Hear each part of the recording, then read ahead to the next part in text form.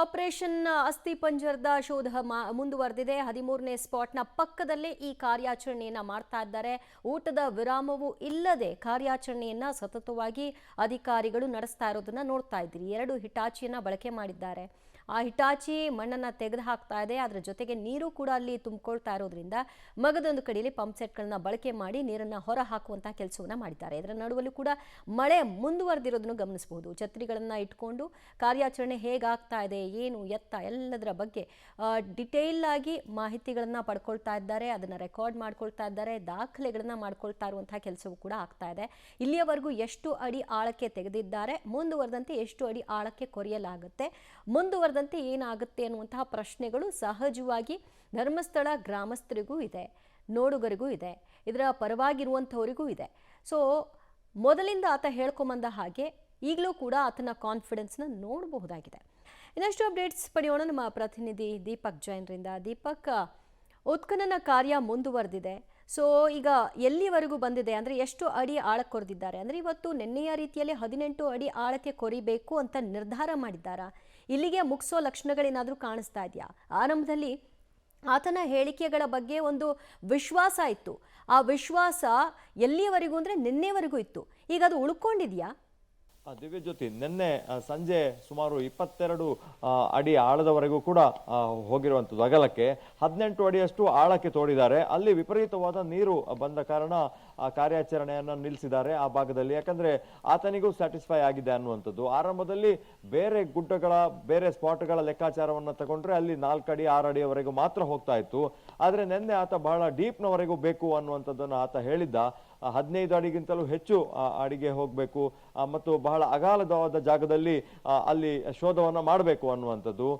ಅಲ್ಲಿ ಕೂಡ ಅಂದ್ರೆ 8 ಅಡಿಯಷ್ಟು ಅಗಲಕ್ಕೆ 22 ಅಡಿಯಷ್ಟು ಒಂದು ಭಾಗದ ಅಗಲಕ್ಕೆ ಮತ್ತೆ ಉದ್ದಕ್ಕೆ ಮಾಡಿರುವಂಥದ್ದು. ಇವತ್ತು ಕೂಡ ಆ ಭಾಗದಲ್ಲಿ ಅಷ್ಟೇ ಡೀಪ್ಗೆ ಹೋಗಬೇಕು ಅನ್ನುವಂತಹ ಹಿನ್ನೆಲೆಯಲ್ಲಿ ಉತ್ಖನನ ಮಾಡುವಂತಹ ಸಂದರ್ಭದಲ್ಲಿ ವಿಪರೀತವಾದ ಮಳೆ ಬಂದಿರುವಂಥದ್ದು. ಹಾಗಾಗಿ ನದಿ ತಟ ಮತ್ತು ಸ್ನಾನಘಟ್ಟ ಆಗಿರೋದ್ರಿಂದ ಹೊರತೆ ಬರ್ತದೆ ಮೇಲ್ಭಾಗಕ್ಕೆ ಅನ್ನುವಂಥದ್ದು. 8 ಅಡಿ ಆಳದಲ್ಲೇ ಹೊರತೆ ಬಂದಿತ್ತು.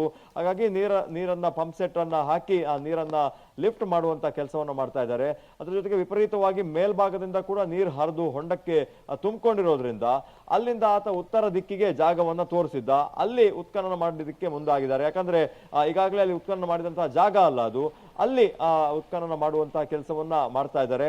ಹಾಗಾಗಿ ಬಹಳ ಒಂದು ವಿಶಾಲವಾದ ಜಾಗ ಆಗಿರೋದ್ರಿಂದ ನದಿ ತೀರದಲ್ಲೆಲ್ಲ ನಾನು ಅಲ್ಲಿ ಮೃತದೇಹಗಳನ್ನ ಹೂತಿದ್ದೇನೆ ಅನ್ನುವಂತ ಹೇಳಿಕೆಯ ಮೇರೆಗೆ ಸುಮಾರು 100 ಮೀಟರ್ನವರೆಗೂ ಕೂಡ ಒಂದು ಪಟ್ಟಿಯನ್ನ ಕಟ್ಟಿದ್ದಾರೆ. ಸಾರ್ವಜನಿಕರಿಗೆ ಅಲ್ಲಿ ಓಡಾಟಕ್ಕೂ ಕೂಡ ಅಲ್ಲಿ ತೊಂದರೆ ಆಗಿತ್ತು. ನಿನ್ನೆ ಮಧ್ಯಾಹ್ನ 2:30ಯಿಂದ ಸಂಜೆ 7:30ವರೆಗೂ ಕೂಡ ಸಾರ್ವಜನಿಕರ ಓಡಾಟಕ್ಕೆ ಬಹಳಷ್ಟು ಸಮಸ್ಯೆ ಆಗಿತ್ತು. ಯಾಕಂದ್ರೆ ರಸ್ತೆಯ ಪಕ್ಕದಲ್ಲೇ ಇದೆ ಈ ಜಾಗ. ಹಾಗಾಗಿ ಪೊಲೀಸರನ್ನ ಕೂಡ ಹೆಚ್ಚುವರಿಯಾಗಿ ನಿಯೋಜನೆ ಮಾಡಿದ್ದಾರೆ. ಅಲ್ಲಿ ಸಾರ್ವಜನಿಕರು ನಿಂತು ಇಲ್ಲಿ ಏನಾಗ್ತಾ ಇದೆ ಅನ್ನೋದನ್ನ ನೋಡೋದಕ್ಕೆ ಅವಕಾಶಗಳನ್ನ ಕೊಡ್ತಾ ಇದ್ದ. ಆದ್ರೆ ಆ ಭಾಗಕ್ಕೆ ಓಡಾಡುವಂತ ಧರ್ಮಸ್ಥಳ ಗ್ರಾಮದ ರಸ್ತೆ ಆಗಿರೋದ್ರಿಂದ ವಾಹನಗಳಿಗೆ ಮತ್ತು ಶಾಲೆ ಬಿಟ್ಟು ವಾಪಸ್ ಹೋಗುವಂತ ಸಂದರ್ಭದಲ್ಲಿ ಅವಕಾಶವನ್ನ ಕೊಟ್ಟಿದ್ರು. ಮಳೆ ಬಿಟ್ಟ ಮೇಲೆ ಈಗ ಆರಂಭದಲ್ಲಿ ಬೆಳಗ್ಗೆ ಇವತ್ತು ಏನು ಕಾರ್ಯಾಚರಣೆಯನ್ನು ಆರಂಭ ಮಾಡಿದ್ದಾರೆ, ಈ ಭಾಗದಲ್ಲಿ ಮತ್ತೆ ನೀರನ್ನ ಲಿಫ್ಟ್ ಮಾಡಿಕೊಂಡು ಸುಮಾರು 18 ಅಡಿಯವರೆಗೆ ಇವತ್ತು ಕೂಡ ಹೋಗಬಹುದು ಅನ್ನುವಂತ ಮಾಹಿತಿಗಳು ಲಭ್ಯ ಆಗ್ತಾ ಇದೆ. ಸ್ಥಳದಲ್ಲಿ ಎಸಿ ಬಂದು SIT ಅವರು ಮತ್ತು ಆ ಅನಾಮಿಕ ದೂರುದಾರನಿಗೆ ಸ್ಯಾಟಿಸ್ಫ್ಯಾಕ್ಷನ್ ಆಗುವ ತನಕ ಅಲ್ಲಿ ಭೂಮಿಯನ್ನ ಶೋಧ ಮಾಡ್ತಾರೆ. ಹಾಗಾಗಿ ಇವತ್ತು 13ನೇ ಪಾಯಿಂಟ್ ಕ್ಲಿಯರ್ ಆಗಬಹುದು ಅನ್ನುವಂಥದ್ದು. ಕಾರಣ ಏನಂತಂದ್ರೆ ಇವತ್ತು ಒಂದೇ ಜಾಗದಲ್ಲಿ 2 ದಿವಸ ಕಾರ್ಯಾಚರಣೆ ಮಾಡಿದ ಯಾವುದೇ ಹಿಂದಿನ ದಾಖಲೆ ಇಲ್ಲ. ಕಳೆದ 12 ದಿವಸಗಳಲ್ಲೂ ಕೂಡ ಒಂದು ದಿವಸ 1 ಪಾಯಿಂಟ್ ಅಥವಾ 3-4 ಪಾಯಿಂಟ್ ಅನ್ನ ಮಾಡಿದ್ದು ಇದೆ. ಆದ್ರೆ ಒಂದೇ ಪಾಯಿಂಟ್ ನಲ್ಲಿ 2 ದಿವಸ ಕಾರ್ಯಾಚರಣೆ ಮಾಡಿದ್ದು ಇದೇ ಫಸ್ಟ್ ಟೈಮ್ ಮತ್ತು ಓಪನ್ ಆಗಿ ಮಾಡ್ತಾ ಇದ್ದಾರೆ.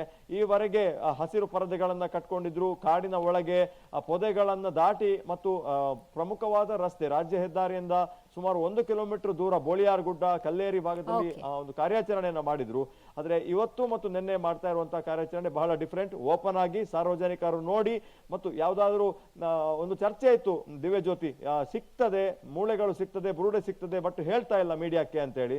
ಅದ್ಯಾವುದು ಕೂಡ ಸಾಧ್ಯ ಇಲ್ಲ. ಇವತ್ತು ಓಪನ್ ಆಗಿ ಲೈವ್ ಕವರೇಜ್ ಆಗ್ತಾ ಇದೆ. ಹಾಗಾಗಿ ಜನಕ್ಕೂ ಕೂಡ ಗೊಂದಲ ಬೇಡ ಅನ್ನುವಂತ ಉದ್ದೇಶದಿಂದ ಓಪನ್ ಆಗಿ ಈ ಒಂದು ಶೋಧ ಕಾರ್ಯವನ್ನು ಮಾಡ್ತಾ ಇದ್ದಾರೆ ಅಂತ ಅನಿಸ್ತಾ ಇದೆ ದಿವ್ಯಾ. ಓಕೆ, ದೀಪಕ್ ಜೈನ್ ಸಂಪರ್ಕದಲ್ಲಿ ಇನ್ನಷ್ಟು ಮಾಹಿತಿ ನಿಮ್ಮಿಂದ ಪಡೆದುಕೊಳ್ತೀವಿ. 30 ಸ್ಪಾಟ್ಗಳನ್ನು ನಾನು ಗುರುತಿಸ್ತೀನಿ, 30 ಸ್ಪಾಟ್ಗಳಲ್ಲಿ ಉತ್ಖನನ ಆಗಲಿ ಅಂತ ಈ ಅನಾಮಿಕ ಬಯಸಿದ್ದ. ಅದರಂತೆ ಆರಂಭದಲ್ಲಿ 13 ಸ್ಪಾಟ್ ಗುರುತಿಸಿದ್ರು. ಏನು ಸಿಕ್ತು ಎಂಡ್ ರಿಸಲ್ಟ್?